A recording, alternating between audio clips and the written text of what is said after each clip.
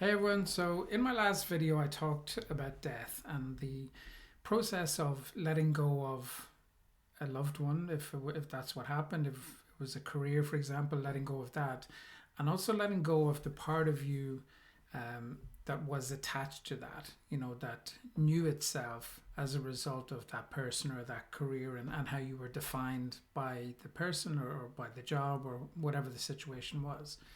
So this week I want to talk about actual death of a loved one and what the process is after it to be aware of. For those who are taking the route of delving deeper into the process of self discovery that brings itself as an opportunity when you go through this massive bereavement, this grief, that for those who want to take that or want to go the deeper sort of fast track route as well towards releasing the trauma, releasing the grief, and actually finding the beauty in all of it at the very bottom. So, one way, if it's something you've gone through recently, one way of looking at it is that you need. Imagine you're in a coma. That's probably the best way to look at it, because if we have any sort of physical ailment, we're laid up, people understand that, and they give you your space. Or if you were in a coma, well, there's no choice. You just have to allow yourself to be cared for. But with anything like a bereavement or anything else that's like a real emotional or mental wound, it's not something that's visible, and therefore it's harder for people to understand that things are very different for you now.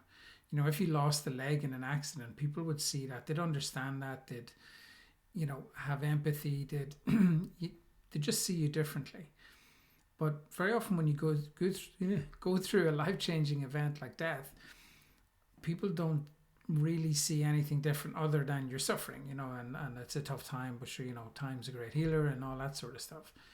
But if you're going on this deep dive, if you're using it as an opportunity to, now that your sort of heart is maybe being torn open, that it's an opportunity to go in and clean out the wound, to drop deeper into it and really sort of experience it and find the gems in this experience, then there's going to be a period where you're going to have to actually step away from people that certainly from anyone who doesn't uplift you, or you don't find this heart resonance with. You're going to have to be really diligent, really ruthless, in fact, with maintaining your personal space, and not putting yourself in situations that is going to stop you from this healing process. And I say healing and self-discovery process because they go hand in hand. So give yourself time to just explain to people, listen, I'm healing here and I need time and I need space, and if I need you, I'll reach out, but trust me, everything's okay, I'll be back at some stage. But just take the time to be with yourself, to really allow yourself to heal, because even if it's early stages where you've just gone through a funeral and your body's just been in fight or flight probably for a couple of weeks, it's that alone takes time to recover from. And depending on what you were dealing with at the time, if it was the death of a loved one through illness, through long-term illness, there's a lot of the healing from that has had to be put on hold as you took care of this person. So give yourself time to recover physically, to begin with. Get lots of sleep, and if you have people around you that are there and can be a comfort and can help you out and can take a load off, if you have kids and so on, then great, make use of it. You got to really be open to receive in these situations, because trying to do it all yourself, you're just going to burn out. Secondly, to really try and surrender to the process, because it can seem like you're standing over this huge chasm that feels like it will just completely swallow you up if you go in there. But it's just surrendering to that and just dropping deep down into it and really just being with those feelings, asking for and trying to find the right support for that process as well. Someone who maybe has been through it, someone who can guide you through the process, and really being prepared as you move out of the stages of trauma to realize, like I was saying in my last video, things will never be the same again, because a part of you has died, and therefore it's a new part of you that's been born that's going to completely change the whole dynamic of who you are as a person and how you see life. So those who you may have felt in resonance with before, your friend groups and so on, maybe even family members, they may all of a sudden seem very far away, very distant, and really you don't know how to relate to them anymore.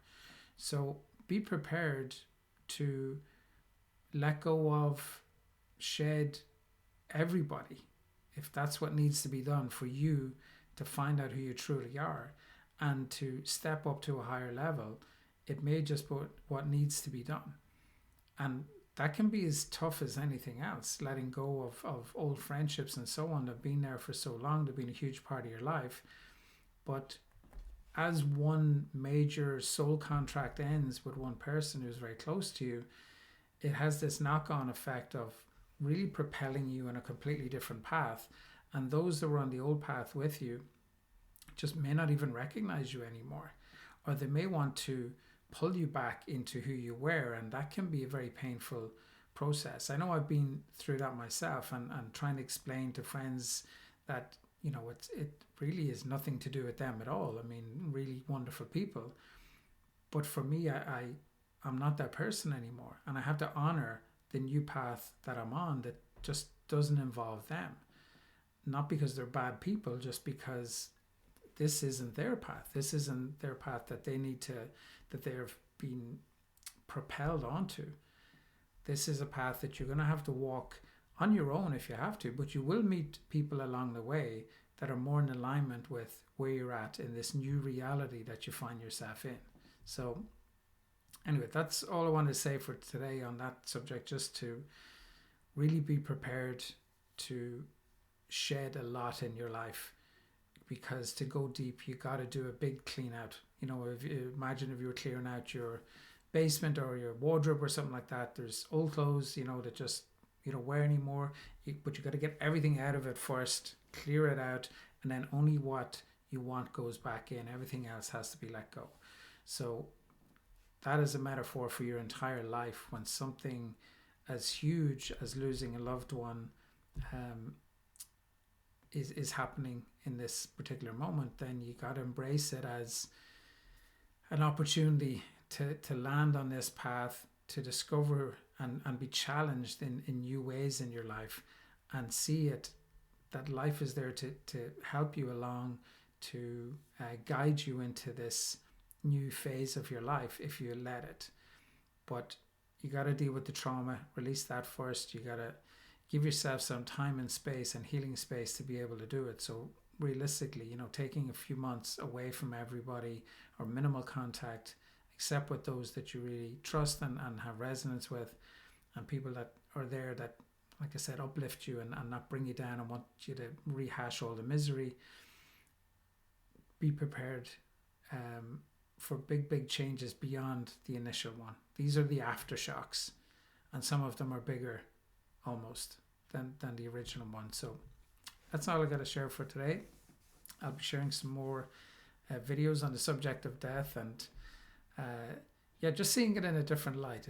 I know it's very traumatic when it happens initially, but you know, part of this is letting you know that there's life beyond death for you, and something much more meaningful even beyond what you've experienced, which may be hard to fathom if you've had a really wonderful experience with the loved one that is no longer there. So take care and chat you soon.